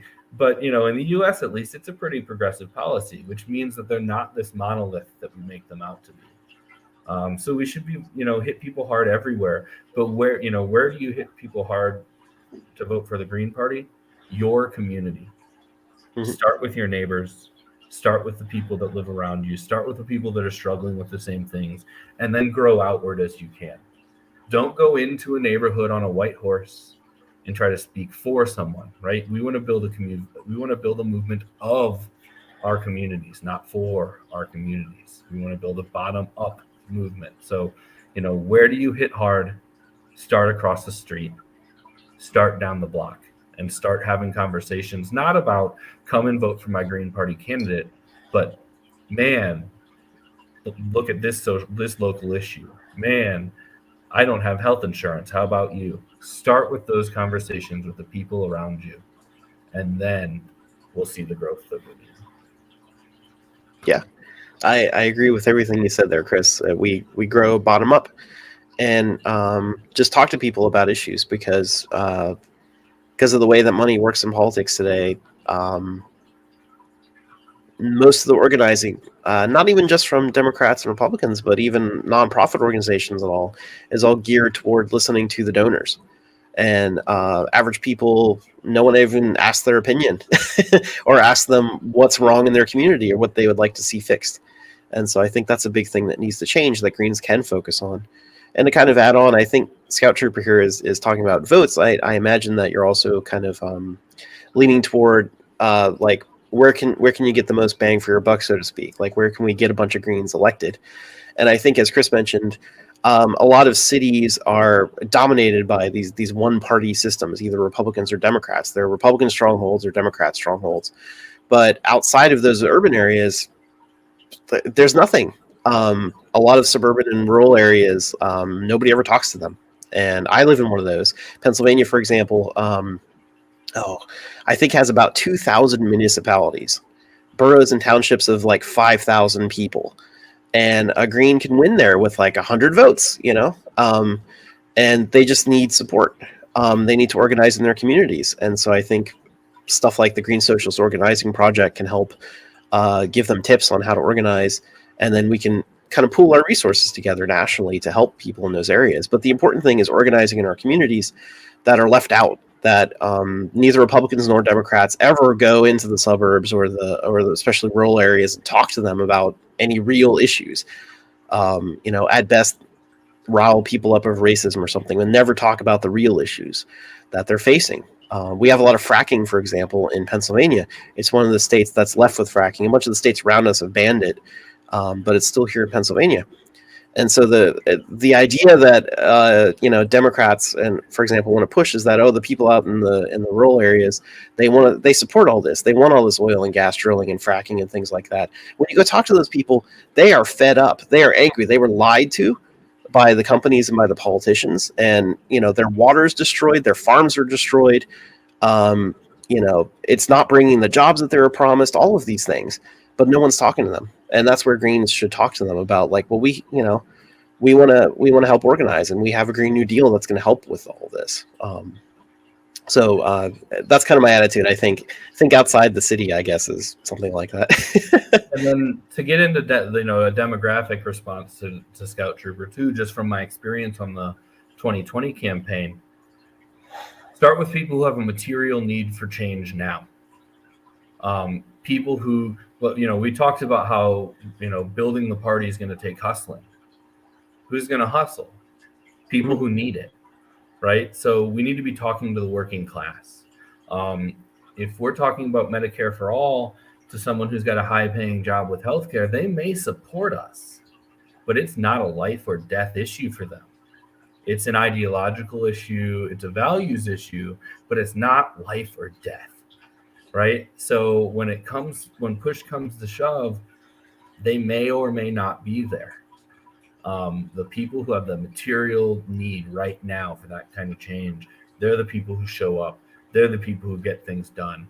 And it's not to say that, and especially saying this in a left in the U.S. that has historically been dominated by a comfortable, educated white class, right? So we need to get away from that. We need to, if we want to build a grassroots working class party, we need to start in the working class. And in my experience in organizing, that's your target demographic anyway, right? Your target demographic is young folks. Your target demographic is queer folks, Black and brown folks, Indigenous folks, people who have been stepped on by this system, but no matter who's in charge. So that's if we're going to look about demographics, that's who I tend to see being. And people often look at trying to steal enough of the progressive Democrats away, but those aren't that's not the low-hanging fruit that people tend to think they are. Most of the time they stay with one foot in the Democratic Party, and the next cycle they go back in for AOC or whoever the next Bernie is. So we've really got to focus on working class non-voters they're not apathetic. They're just done participating in their own destruction. Mm-hmm. Absolutely. So Guillermo asked something that I think is important. Here's the thing about in the Bay Area, the Green Party is one woman's little clique. It's been like that for 15 years. This happens. A great Green who passed away during the campaign, Bruce Dixon, wrote about the first people in the room problem that the Green Party has, right? Those original organizers didn't build anything, but they've maintained a seat of power of some kind, a social club. Here's the good thing about social clubs. They're usually small and unorganized, right? So if you've got a small clique that is standing in your way of a half dozen people, show up with a dozen at the next meeting, vote them out organize them, right?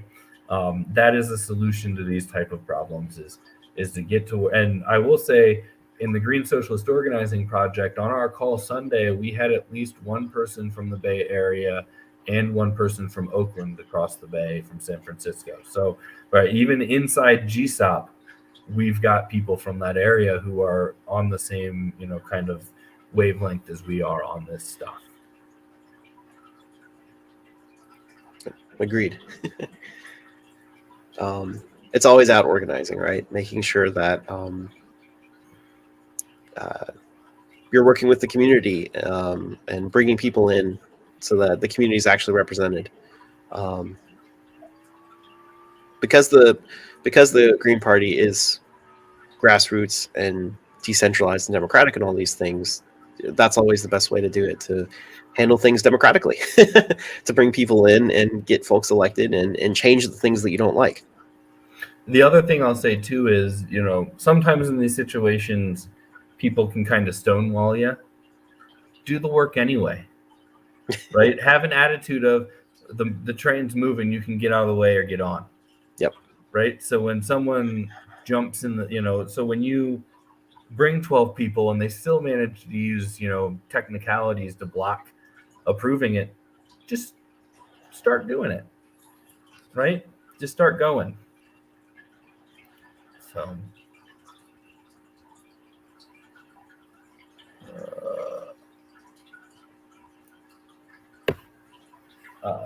Faraday, how do you keep from getting bogged down in bylaws, meetings, elections, etc.? Oh, I picked this one because I'm the systems person in the campaign. A big part is consistency. For bylaws are super important here, right? Make sure they're clear. If you want to have smooth meetings, make sure what a meeting is, how it functions is clearly defined in the bylaws. If you want to have smooth elections, make sure that this happened recently in a state where no one disagreed on the votes that were cast, but they disagreed on the way to count them, because it was just kind of generically said ranked choice vote. They didn't designate how they were going to be cast, whether it was SCV or what. All right, and so we've had this problem as well in the Green Party, where we try to take disciplinary action and we try to base it on a platform, which is not a rule document, but a values and vision statement, right?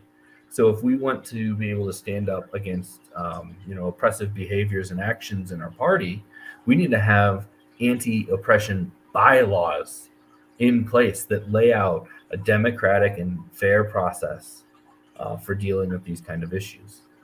So a lot of this is, to keep things moving, a lot of it is bylaws. A big thing that I see too is people won't participate until the last second, right? So we're writing a platform amendment and no one participates for months online as we write it, but then we come to the meeting and people are trying to propose whole new languages, right? And we just had this happen in Illinois, and we ended our bylaws discussion or our platform discussion, and we're going to have a new rule going forward that we will not accept substantive changes on the day of the meeting. Everyone in the party got emails, everyone got notifications in our organizing platform. And we had public Zooms for 2 months every week where people could come in and participate. That's the time to write it, right? So you don't you set these kind of rules so that you don't let your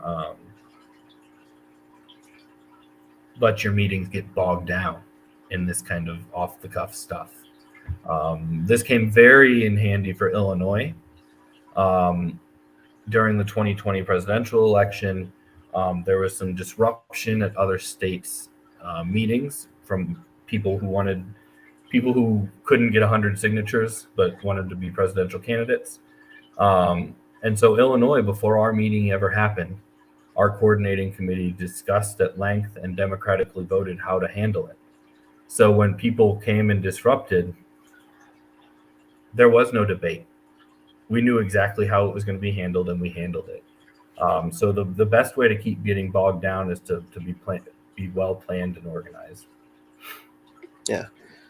Not everyone has to do it, right? One of the big keys I have for local organizing: don't just have a business meeting. Yeah. Right. Not everyone wants to sit through a business meeting once a month. So if you have a local party, you should be having your monthly business meeting. You should maybe be trying to do an educational event or an action in collaboration with other local organizations. have a social event at a bar, right, or at a restaurant or at a park. In December, my local had instead of having a membership meeting, we had a birthday party for our state house candidate at a local pizza place, right? And guess what?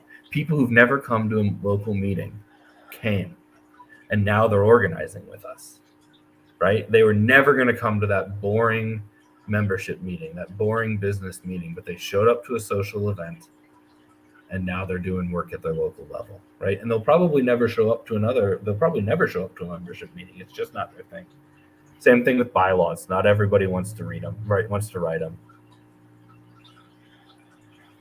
Yeah, I think we've run into that too. There's kind of the two aspects of the question that you hit on here, Chris. That one is making sure that all of your meeting preparations and all are very clear and set ahead of time, so that instead of getting bogged down in people arguing over this or that, or we didn't decide this thing, we didn't, that sort of lay it all out ahead of time, so that there's a decision process. You can very quickly decide like yes, no, and then move on from that. So you're not bogged down in details. And if there is a larger question, then maybe that's where you stop it and say, well, we'll revisit this at a future meeting, so that we're not bogged down. And then the other half of the question, I think that Faraday, which I assume is a physics joke, is the other half of it is how do you prevent from being a boring meeting? I think is because most people don't want to just show up and have bylaw meetings and you don't feel like you get very much out of that, right? Like why am I participating? And I'm just going to meetings. I'm not building a green movement. And so I think having these working meetings where you're actually meeting together about a particular topic to organize around instead of just a business meeting is important. I think some of our locals in Pennsylvania have solved that by saying there would only be quarterly business meetings, and you have like a small executive committee that if something urgent comes up, they can handle it. They can issue a statement or endorse someone or something like that if they need to. But you only have, say, quarterly membership meetings. That way, people still have the ability to get involved in that and in the decision makings of the Green Party. But that's not the major focus. The major focus, weekly and monthly, is getting together at the birthday lunch for the candidate or something to get more attention for them, or meeting to plan an action, some protest or something in your community. And you can get together and make signs together or something like that, for example. I think having these more action-oriented meetings and less of the business meetings is probably a good way to do it. So, Michael Shin, is it accurate to say that the Green Party does not have a tradition of actively recruiting new members? I think it's more that we have a capacity issue in engaging new members. We have a new staffer, Athena, in the National Party, things have been better since she's been there since I've been involved. But as someone in leadership in a state party, it used to just be thought of as anyone who signed up for the National Party's volunteer list was gone. It was just into a black hole, and it wasn't for a lack of caring or want. It's for a lack of resources. It's for we have a very small staff, and we have a already overworked and overextended volunteer base. And I can say from experience, we often get caught in, do I build the team or do I do the day-to-day work? So if I spend my day sending the emails to new recruits, that means that this doesn't get done, and this doesn't get done, and this doesn't get done. So it's a constant balancing act for most Green parties. And it's what's an alternative to chicken and egg? Because it's always an egg. It's never a chicken. A proto-chicken hatched a mutated chicken from its egg. The egg came first. But it's a chicken and egg, no matter how bad that saying is. It's a chicken and egg situation, right? Engaging with volunteers would help us get the load of the day-to-day off. But that means sacrificing the day-to-day to make that happen. So, I would say is it accurate to say we have a tradition of not actively recruiting? I think we do try to actively recruit. Where we fail is engaging and onboarding those recruits in a meaningful way. Yes. Yeah, I agree. We've seen that in Pittsburgh and Pennsylvania too, where we're definitely always actively recruiting people and inviting them to come to our meetings and join. And what ends up happening is kind of the double-edged sword of being a working class party is that because we're all working class, we all have jobs and we all have a lot of things to do.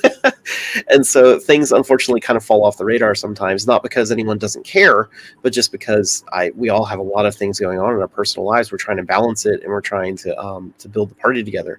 So, what's the saying? Many hands make short work, or something like that. The more people that get involved, the more the party is going to work, right? The more we can onboard people and bring them in better, more timely, and make sure that we're fitting them to the tasks that they want to be involved in. Again, as both an electoral and an activist party, when we recruit new people, we don't want someone that says, I want to do a lot of activism work, and then we funnel them to an electoral campaign, and then now they're frustrated and they go leave. Or the opposite, right? Somebody that's like, I've worked on campaigns before and I would love to be a volunteer coordinator, and then we go send them to do something else. We want to match people to their interests and their skills and things like that. And that, of course, takes time and organization. And again, it's hard to do. So, more volunteers helps. And I think also we had talked earlier about turning the party into a mass membership party, a dues membership party. And that's historically been the answer to a lot of these problems, that when you have the resources and we all work together, we can pay people for their time, and we can hire staff and all to make sure that this is done a lot more efficiently instead of relying on volunteers all the time. So again, sort of a chicken and egg, like we've got to have more volunteers and more money to make that happen.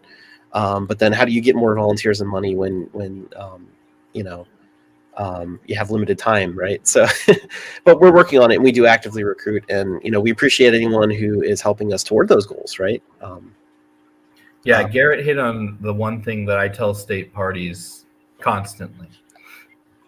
The best thing you can do to improve your volunteer engagement and things like that, your onboarding, is to hire at least a part-time staffer, an organizer. And Garret segued right into that with dues, right? In 2018, or I guess January 1st, 2019, Illinois re-implemented dues. We had them in the 1990s. They were removed for some reason to go to a donor system, or a sustaining donor system. When we switched to dues, we found ourselves in a more stable position.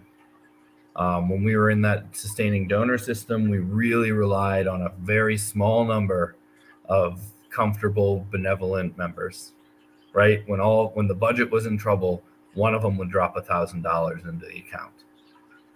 Since implementing dues, we've never been in trouble to the point that we needed someone to drop $1,000 into an account. It gave us a level of stability that allowed us to hire a part-time staffer, and she is, responsible for most of the growth of the party. We have very dedicated volunteers who put in hours and hours of work, but there's a level of responsibility and accountability that come with paying someone a salary or a stipend that makes sure the work gets done. Whereas if I'm a volunteer in a day like today, where my son woke me up at 5:30 and I was on the clock until my wife got home at 5:30, and now I'm going to do a stream, right? I may not do, if I don't have a stipend, I may not do the work I need to do tonight. I may go to bed.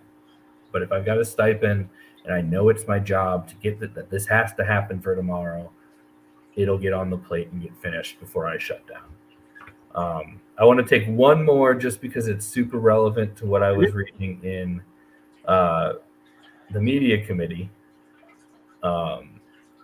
And then I think we should go because we've been on a couple hours. Yeah, sounds good. Will the Ukraine take an active part in standing up against the new war in the Ukraine? The Peace Action Committee is already working on a statement. I think it was Garret who posted in the media committee today and said, we need to be out front with a statement. I don't know if Peace Action or International Committee are working on it, but we need to talk to them. So the answer is, yes, a statement will be coming out from the National Party. And one of the reasons I want to click this is That's kind of what the extent of what the National Party can do, right? Like we said, we're a federation of state parties, not members. So the National Party will certainly send out an e-blast to all of our membership, telling them to oppose the war in Ukraine. There might be something like a digital contact your congressperson and tell them to say no to the war in the Ukraine type thing. But as a grassroots party, actually standing up and fighting, opposing this war is going to come down to the locals and what we do at the local level. I have no doubt Allegheny County, where Garrett's at, will be out.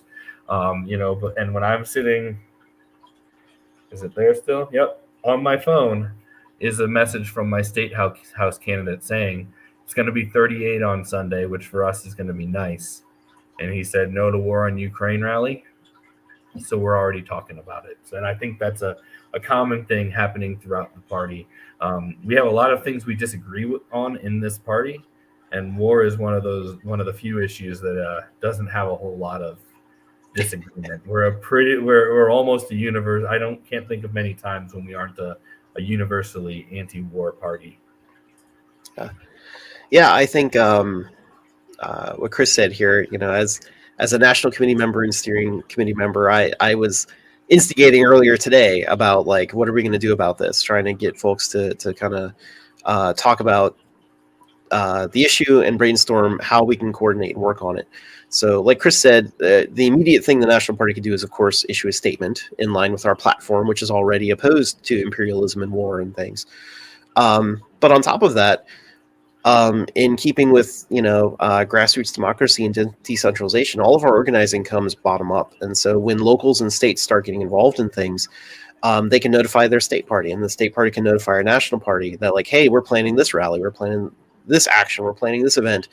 And what the national party could do is help highlight those things. Media committee can send out things saying, hey, if you're in Illinois, go check out this thing. If you're in Pennsylvania, go check out this thing.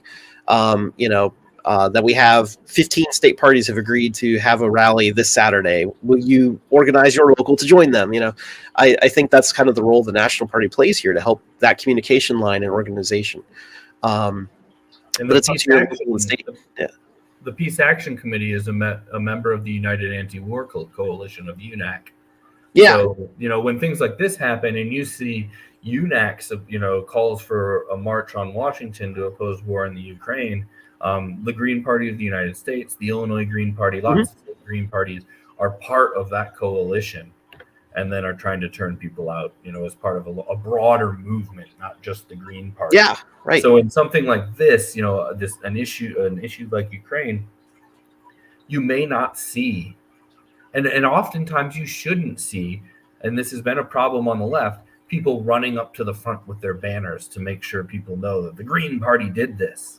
Right? Something like Ukraine could very well be action primarily through coalitions that we're with and working with other organizations, in a form of joint power rather than trying to claim it and make it our own. Yeah, we want to practice solidarity and work with others and to grow the international movement, right?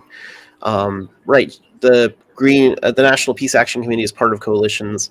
We have an international committee that communicates with the global Greens, right? International Green parties. And so, I asked them if they've received statements from other national Green parties about this. If I recall correctly, I think the German Green Party has already said that they reject sending weapons to Ukraine and things like that. So like, there's a lot of things that are spinning. But nationally, it's a lot of statements. Locally, it's getting your allies together in a coalition and making sure that you're making a statement. And one example we have in Pittsburgh is we've had for a few years now, actually, this coalition effort called Stop Banking the Bomb, which is about several large banks in the U.S., including the Pittsburgh Bank, the PNC Bank.